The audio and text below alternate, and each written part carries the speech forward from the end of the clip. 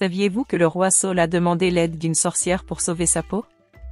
L'histoire de Saül et de la sorcière d'Endor est l'une des plus effrayantes de la Bible. Qu'est-ce qui l'a poussé à prendre une décision aussi désespérée? Restez dans les parages pour découvrir la vérité derrière cette histoire choquante. Dans les paysages arides et turbulents d'Israël, la terre était divisée, chaque tribu se battant non seulement pour le territoire, mais aussi pour le pouvoir.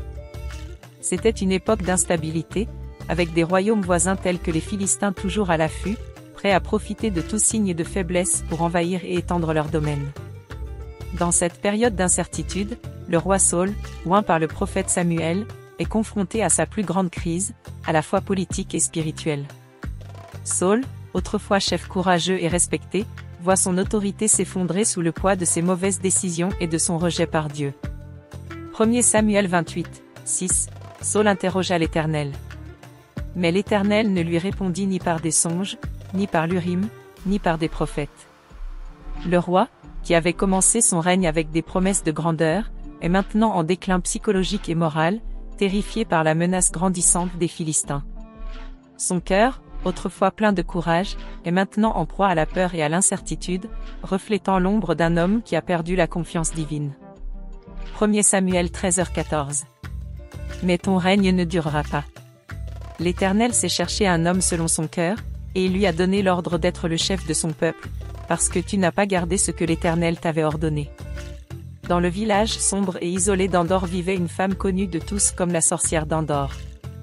Entourée de mystères et de suspicions, elle vivait en marge de la société et possédait des connaissances occultes qui lui valaient la vénération et la crainte des villageois. Bien que la loi de Saül ait interdit et expulsé tous les adeptes des arts obscurs, le roi fut contraint de la rechercher lorsqu'il se trouva dans un grand désespoir. Mais avant de poursuivre notre histoire, n'oubliez pas de vous abonner et d'aimer cette vidéo. Vos interactions sont essentielles pour apporter le message de Dieu à un plus grand nombre de foyers. Poursuivons. 1 Samuel 28, 7, Saül dit à ses serviteurs, « Cherchez-moi une femme qui évoque les esprits, afin que j'aille vers elle et que je la consulte. » La décision de Saül de consulter la sorcière est née d'un profond désespoir. Malgré ses propres décrets expulsant les devins et les enchanteurs, l'angoisse suscitée par l'invasion imminente des Philistins et le silence assourdissant de Dieu l'ont poussé vers la seule option qu'il croyait lui rester. Par une nuit sans lune, Saül, qui s'est déguisé pour ne pas être reconnu, se met en route pour Endor, accompagné de 2 de ses plus fidèles serviteurs. Il se prépare au voyage le plus dangereux et le plus sacrilège de sa vie. Le cœur battant sous le manteau de l'obscurité, le trio se met en route pour Endor. La tension était palpable. Chaque pas qu'ils faisaient résonnait comme un écho sinistre des conséquences qu'ils allaient devoir affronter. Saül sentait que la terre elle-même semblait le désavouer pour le caractère profane de sa mission. Mais le besoin de réponse et de conseils au milieu du chaos le pousse à avancer vers l'inconnu, vers une rencontre qui déterminera le destin de tout un royaume. Dans l'obscurité de la nuit, Saül et ses compagnons arrivent à une hutte isolée aux abords d'Endor. L'humble structure, presque en ruine, semblait languir dans l'ombre, ses contours étant à peine visibles à la faible lumière de la lune. À mesure qu'ils approchaient, le silence de la nuit était si profond que chaque crissement de leurs pas sur les feuilles sèches résonnait comme un sinistre présage. Lorsqu'ils atteignirent l'entrée, Saül s'arrêta, agité non seulement par la marche, mais aussi par l'anxiété qui le rongeait. Il frappa doucement à la porte. Quelques instants plus tard, une silhouette apparut derrière la faible lumière d'une bougie. C'était la sorcière d'Endor. Ses yeux étaient un mélange de surprise et de prudence. Qui ose la déranger à cette heure? Elle demanda d'une voix qui révélait à la fois la peur et la méfiance.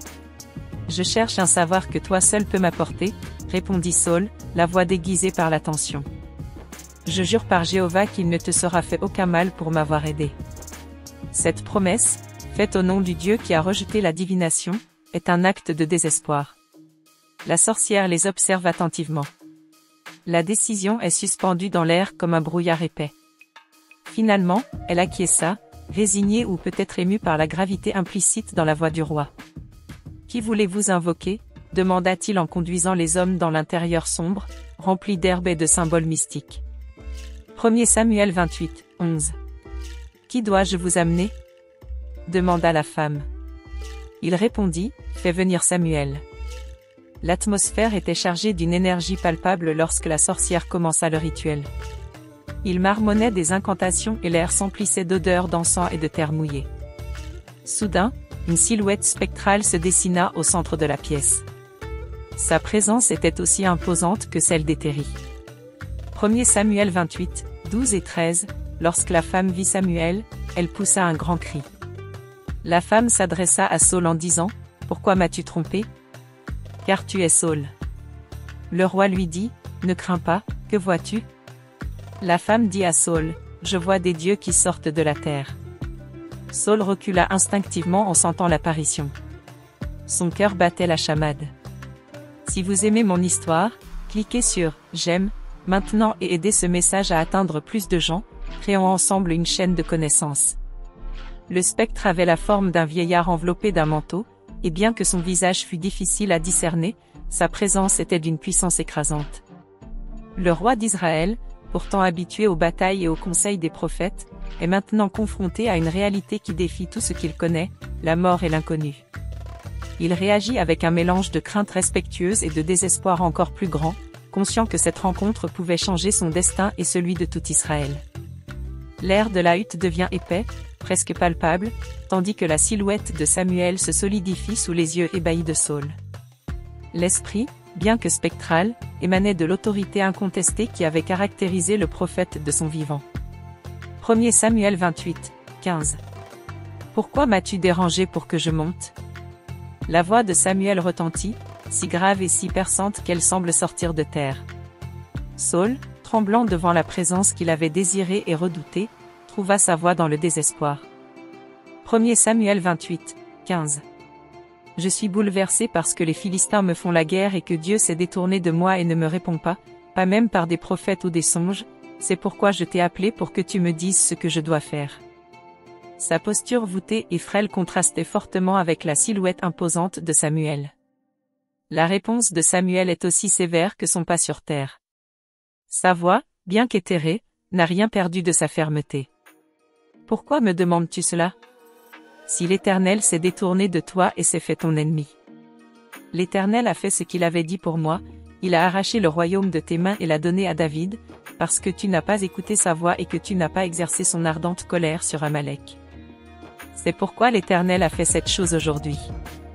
Ces paroles frappèrent Saül avec la force d'une tempête. Chaque mot prononcé par l'esprit de Samuel était une condamnation qui scellait son destin avec une certitude écrasante. Intérieurement, Saül lutte contre cette révélation. Son âme, déjà torturée par le doute et la peur, plongea dans un abîme encore plus profond de désespoir et de remords. 1 Samuel 28, 19. Demain, toi et tes fils, vous serez avec moi. Le Seigneur livrera aussi le camp d'Israël entre les mains des Philistins. Ce sont les derniers mots que Samuel prononce, laissant un silence de pierre dans la petite hutte. Alors que le rituel touche à sa fin, la silhouette de Samuel commence à s'estomper, jusqu'à ce qu'il disparaisse. La sorcière, témoin silencieux de cet échange surnaturel, observait la scène avec admiration et émerveillement. Malgré sa familiarité avec les rites spirituels, l'ampleur de ce dont elle venait d'être témoin dépassait toute expérience antérieure. Lorsque l'apparition de Samuel s'estompa, son regard tomba sur Saül, dont la figure défaite et déprimée contrastait de façon spectaculaire avec la puissance implacable du destin qui venait d'être prononcé.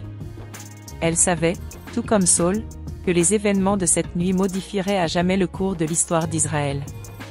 Après la disparition de Samuel, Saül resta immobile, accablé par le poids des prophéties inquiétantes. Le roi, autrefois plein de vie et d'autorité, n'était plus qu'une ombre, son esprit écrasé par le rejet divin et la certitude de sa disgrâce imminente. Il s'effondra sur le sol de la hutte, frissonnant non seulement du froid de la nuit, mais aussi de la terreur de ce qui l'attendait. Son visage, pâle et désarticulé, reflétait la tempête intérieure d'un homme qui avait tout perdu. 1 Samuel 28, 20.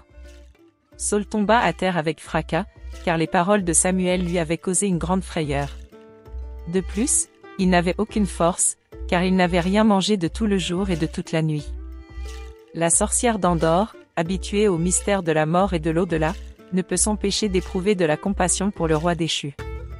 Avec précaution, elle s'approcha de Saül et lui offrit des paroles de réconfort, tout en sachant qu'elle ne pouvait pas faire grand-chose pour changer le cours du destin. Première Chronique des Rois 28, 22. Regarde, ton serviteur a obéi à ton ordre. J'ai risqué ma vie en faisant ce que tu m'as ordonné. Maintenant, je t'en prie, obéis-moi aussi. Laisse-moi te donner à manger pour que tu reprennes des forces et que tu puisses repartir. Consciente que le roi avait passé toute la journée et une partie de la nuit sans manger, la sorcière se dépêcha de préparer de la nourriture. Dans son humble demeure, elle sacrifia un veau qu'elle avait engraissé pour les temps difficiles. Elle pétrit de la farine et cuit du pain sans levain, avec une efficacité qui contraste avec la paralysie de Saül. Saül prépara le repas devant lui, un modeste festin qui, espérait-il, pourrait ranimer, au moins en partie, le roi affligé. 1 Samuel 28, 24. La femme avait dans sa maison un veau gras qu'elle s'empressa d'égorger. Elle prit de la farine, la pétrit et fit cuire des pains sans levain. Elle présenta le tout à Saül et à ses serviteurs, qui mangèrent. Le repas se déroula dans un silence de pierre. Saül mangeait machinalement, sans goût ni appétit, tandis que ses pensées se perdaient dans un labyrinthe de désespoir. Il réfléchit à ses erreurs, à l'amour perdu de Dieu et au royaume qui allait passer aux mains d'un autre. Chaque bouchée était comme de la cendre dans sa bouche, chaque instant était rempli de la lourdeur de sa faim imminente. À la fin du repas, Saül se leva péniblement. Il savait qu'il devait retourner au camp, affronter ses hommes et les mener dans une bataille perdue d'avance. Bien que son cœur soit rempli d'effroi, une résolution amère s'est formée en lui. Il fit ses adieux à la sorcière, dont l'expression était un mélange de sympathie et de soulagement de le voir partir. La sorcière observa le départ de Saül et de ses hommes, sa silhouette se découpant sur le clair de lune décroissant. Au fond de son cœur, elle ressentait un mélange de tristesse et de résignation. Dans sa maison des ombres, il avait vu bien des destins se dénouer, mais peu aussi tragiques que celui du roi Saül.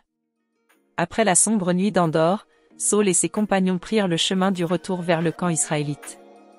À leur arrivée, le regard sombre et distant du roi ne passe pas inaperçu auprès de ses hommes. Des murmures et des regards inquiets s'échangent alors que Saül se dirige vers sa tente. Malgré ses efforts pour le cacher, le poids du malheur se lit clairement sur son visage. Les dernières heures avant la bataille sont marquées par une activité frénétique. Les soldats aiguisent leurs épées et ajustent leurs armures, tandis que les commandants élaborent des stratégies à la lueur des torchers.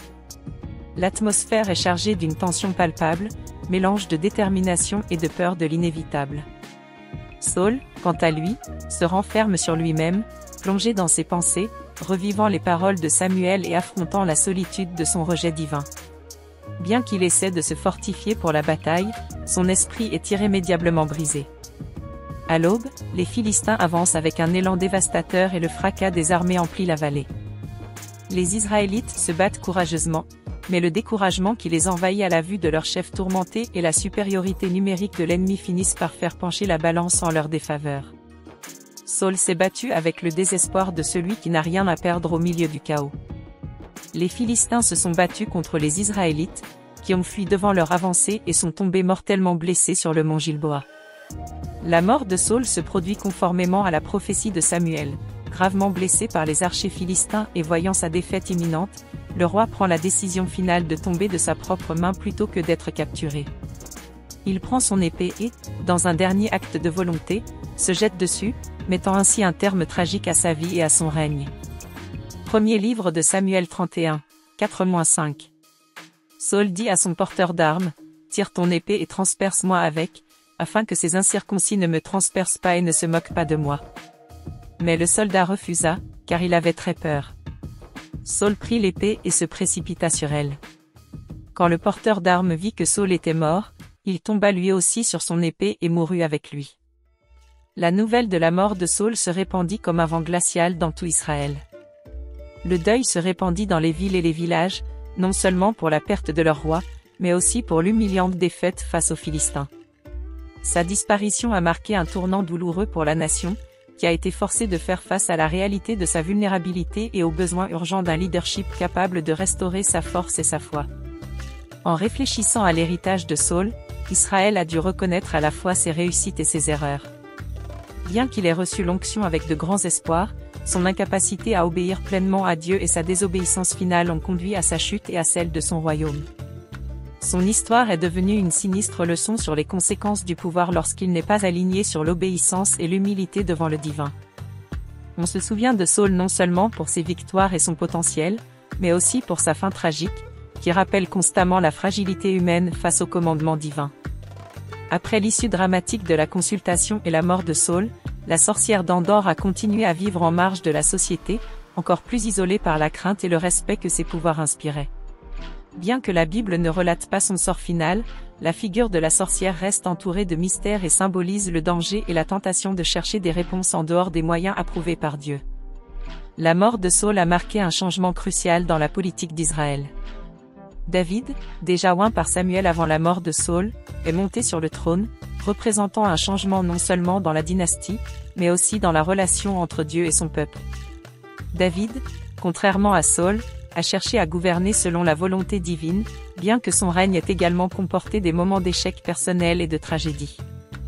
La consultation de la sorcière d'Endor par Saül reste l'un des épisodes bibliques les plus débattus en termes d'éthique et de spiritualité. Cet acte de désespoir illustre les implications profondes de la recherche de conseils en dehors des commandements de Dieu et les conséquences de s'écarter des voies divinement établies. Cette histoire sert d'avertissement sur les dangers de la désobéissance et de la poursuite du pouvoir par des moyens interdits. Les leçons de la vie et de la chute de Saül sont universelles et intemporelles, abordant les thèmes du pouvoir, du désespoir et de la destinée. L'histoire nous enseigne l'importance de l'humilité, de l'obéissance et du devoir d'agir de manière éthique, en particulier sous la pression de circonstances défavorables. Saül, à son moment le plus faible, a opté pour une solution qui l'a conduit à la destruction, nous rappelant que nos choix en période de pression peuvent laisser une empreinte durable sur notre héritage.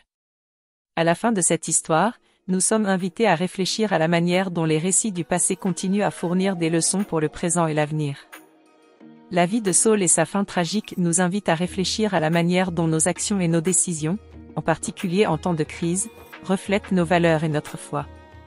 Dans la complexité de ses erreurs et de son humanité, nous trouvons des reflets de nos propres luttes et aspirations, nous rappelant que même si les temps changent, les défis fondamentaux du caractère humain et le besoin d'une guidance divine perdurent.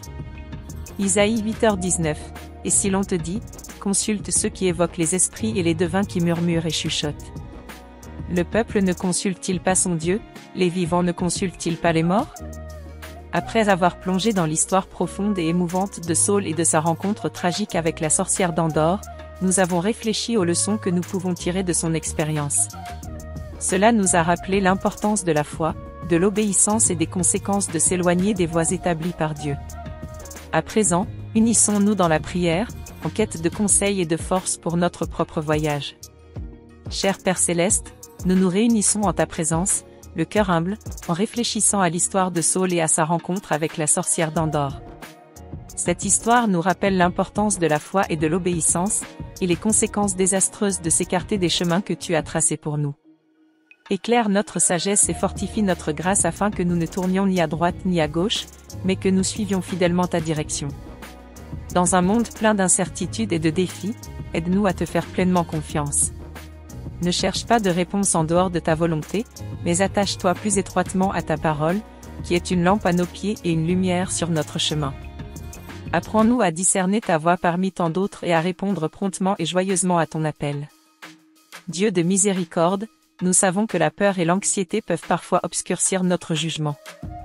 Dans ces moments-là, nous prions pour que tu nous enveloppes de ta paix, la paix qui dépasse tout entendement, et que tu nous ramènes à un lieu de stabilité et de confiance en toi. Aide-nous à tirer des leçons de chaque expérience, bonne ou mauvaise, pour grandir en caractère et en foi. Renforce notre détermination à te suivre sans réserve et rappelle-toi toujours que tu es notre refuge et notre force, une aide très présente dans les moments de détresse. Que nos vies soient un témoignage constant de ton amour et de ta puissance rédemptrice, afin de montrer aux autres la véritable espérance que l'on trouve en te suivant. Nous te remercions pour ta patience et ton amour indéfectible, qui nous soutiennent même lorsque nous échouons. Avec un cœur reconnaissant, nous nous engageons une fois de plus à vivre chaque jour à ton honneur et à ta gloire. Nous te demandons tout cela au nom puissant de notre Seigneur Jésus-Christ. Amen.